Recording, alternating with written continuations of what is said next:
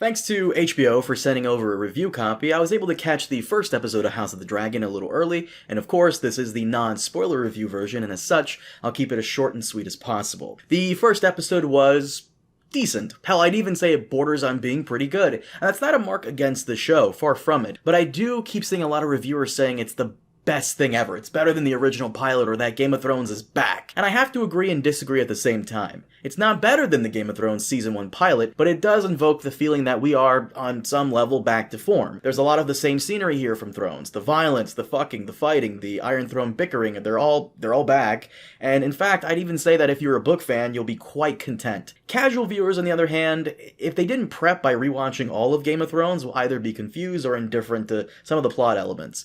Now, there's a lot of information here thrown at you all at once, which is what I would argue was the problem with the original pilot. And say what you will about Season 8, but Dave and Dan did a very good job juggling fan service and necessary simplicity in the first season, and there's some of that here which is pretty good. Now, of course, we gotta talk about the actors, and for the most part, they all did a pretty fantastic job. There wasn't one performance I was annoyed with. The music was also pretty okay, though I haven't been blown away by any of it just yet. I am still waiting on the very last episode to have a verdict on the music, but it's the same guy who did Game of Thrones, so I'm sure it'll be phenomenal. The CGI dragons are, well, you know, they're CGI dragons. If anything, they were cool, but what I was really more interested in seeing was what Daemon Targaryen was doing, what the king was up to, you know? I'm one of those nerds who enjoy the small council scenes in the original show, and I like them here too. I'll go into more detail when I do the spoiler review, but so far so good on that front. All the actors pretty good, the music was fine, the CGI dragons would probably be the weakest thing for me, but it's probably because I haven't seen enough of them, and maybe the review copies are just not polished on that level just yet. Now, for those of you who don't know, Preston and I did a rewatch recently of the original Game of Thrones pilot, and I remember watching this episode originally back in 2011 wanting to see more.